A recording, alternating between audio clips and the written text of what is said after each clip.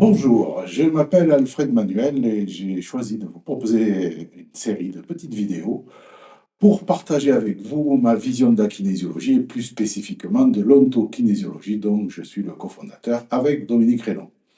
C'est en effet au siècle dernier qu'a vu le jour cette branche spécifique de la kinésiologie que nous avons développée ensemble et qui aujourd'hui continue à vivre et à explorer des dimensions laissées un petit peu de côté par les branches, je dirais, classiques de la kinésiologie. En 2003, j'ai eu la chance de rencontrer John T. à Malibu pour une des formations qu'il donnait à l'époque. Et parmi toutes les choses magnifiques qu'il a partagées avec nous, la première chose qu'il nous a dite en arrivant, c'était ici, nous pratiquons le touch. Il existe d'autres modèles, mais ici, c'est le touch que nous pratiquons. Et la dernière chose qu'il a dite, c'est faites ce que vous voulez, mais le plus important, c'est soyez clair sur vos intentions. C'est un petit peu de ça dont il va être question durant cette série de vidéos. D'abord, le modèle. Le modèle d'ontokinésiologie, c'est un modèle qui est fondé sur euh, la question récurrente de savoir ce qui répond au test musculaire. Et là où la plupart des techniques considèrent que c'est le corps qui répond, nous avons mis en évidence une multiplicité de niveaux de réponse possibles, qui sont toutes fonctions de l'intention et du niveau de conscience du testeur lui-même.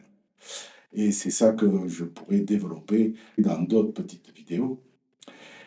La question du modèle s'est donc posée. Le modèle, il est important parce que le modèle, il permet de savoir où nous sommes et vers où nous voulons aller, où nous voulons accompagner la personne.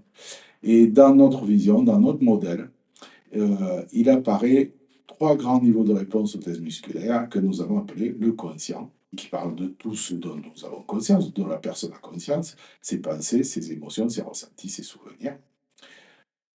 L'inconscient aussi. L'inconscient, c'est, on va dire, tout le reste, tout ce qui correspond à son ego, sa personnalité, tous ses programmes de survie, tous les automatismes qui nous aident à fonctionner et qui ont vraiment pour fonction de garantir notre survie et qui font ça tellement bien qu'ils nous maintiennent en survie.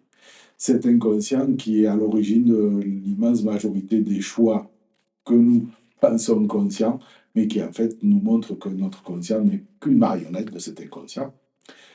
Et puis, nous avons mis en évidence une autre dimension qui est, nous avons choisi d'appeler la nature profonde, qui correspond à cette part qui est au fond de chacun de nous, qui c'est celle-là, qui nous sommes, quels sont nos potentiels, nos voies d'épanouissement, que certains vont appeler la source en nous, d'autres vont appeler l'âme, d'autres vont appeler le germe divin, que nous avons choisi de nommer la nature profonde, qui correspond à cette dimension spirituelle, celle qui est nous vraiment dans notre essence. Et dans notre approche ontokinésiologique, ce qui nous est apparu, c'est que la santé, et la santé, selon John T, rappelez-vous, c'est jouir pleinement de la vie, ce qui est, je trouve, bien plus ambitieux que d'en avoir nulle part. Donc la santé, c'est le résultat du meilleur alignement possible entre le conscient, l'inconscient et la nature profonde. Euh, et c'est ça que nous allons viser en pratiquant l'approche d'ontokinésiologie. En fait, l'idée, ça va être de laisser la parole à la nature profonde de l'autre pour qu'elle nous guide là où nous serons le plus à même de travailler. Et la plupart du temps, ça va consister à mettre en évidence et à libérer des programmes inconscients de survie qui, en fait, nous empêchent d'atteindre la vie en nous. Et la vie en nous, c'est avec un grand V. La vie en nous, ça veut dire notre dimension spirituelle, ça veut dire la joie avec un grand J, ça veut dire l'amour avec un grand A, ça veut dire la vie. Donc voilà, l'ambition de l'ontokinésiologie. Afin d'illustrer de façon un peu ludique cette présentation, je vais vous proposer une devinette. Cette devinette, certains la connaissent déjà.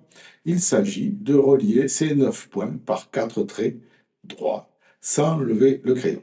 Donc, si vous ne connaissez pas, je vous propose de mettre sur pause et prenez le temps de réfléchir. Pour ceux qui connaissent, n'hésitez pas à aller un petit peu plus loin dans cette présentation. Ok, on y est. Donc, voici la solution. Il s'agit de faire un premier trait, puis un deuxième, puis un troisième, et puis un quatrième trait. Et cette devinette est connue pour inciter ou pour illustrer la nécessité de parfois sortir du cadre, et sortir du cadre, c'est bien un des leitmotifs de l'autokinésiologie. Mais regardez, il y avait une autre façon de sortir du cadre. Et puis une troisième façon de sortir du cadre. Et même, voilà, une quatrième façon de sortir du cadre. Donc, vous voyez, il y avait plusieurs façons de sortir du cadre. Et tout ça, ça nous permet de créer une étoile. Cette étoile, par ses sommets, elle va faire apparaître des points préexistants qu'on ne voyait pas. Et ces points préexistants qu'on ne voyait pas, on peut tout à fait imaginer qu'ils faisaient aussi eux-mêmes partie d'une autre étoile, comme ça. Voire même une autre encore. Et pourquoi pas une troisième étoile. Et donc, du coup, on commence à avoir une constellation. Mais on peut continuer. Sur ces nouvelles étoiles qui apparaissent, on peut aussi ajouter de nouvelles étoiles sur des points préexistants et continuer à développer notre constellation de cette façon avec une autre, et puis une autre, et puis une autre. C'est une pluie d'étoiles. Et ce système est infini. Pourquoi ça illustre l'endokinésiologie? Parce que, en fait, les personnes qui viennent nous consulter, la plupart du temps, tournent en rond dans leurs solutions, dans leurs difficultés. Elles sont au niveau des 9 points au départ.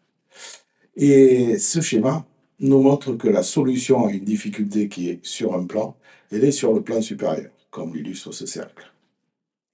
Et la solution à une difficulté sur ce plan est sur le plan encore supérieur, comme l'illustre encore ce cercle-là. En fait, si je dois utiliser ça pour résumer l'autokinésiologie, la personne vient avec un problème conscient et nous allons probablement être conduits à aller explorer son inconscient ou l'aider à comprendre ses mécanismes inconscients. Donc, on va être sur un plan plus large que son conscient. Mais en fait, l'autokinésiologie nous montre que tous les problèmes au niveau de l'inconscient ont leur solution sur un plan encore plus large, celui que je vais appeler le plan spirituel. La source, l'âme, le germe de divin, appelez-la comme vous voulez. Ce sont donc ces dimensions que l'ontokinésiologie va nous permettre d'explorer avec la proposition d'aider la personne, d'accompagner la personne sur le chemin de reconnexion à sa propre lumière, cette propre lumière que vous pouvez appeler comme vous voulez. Nous avons à nouveau choisi de l'appeler sa nature profonde. La clé de la vie, la clé de l'évolution, la clé de la santé, la clé de la joie et la clé de l'amour. L'ontokinésiologie, la kinésiologie de l'amour, pourquoi pas? Alors à bientôt et n'hésitez pas à commenter, à poser des questions. Je me ferai un plaisir de vous répondre et de créer de nouvelles vidéos pour affiner un petit peu cette approche. À très vite.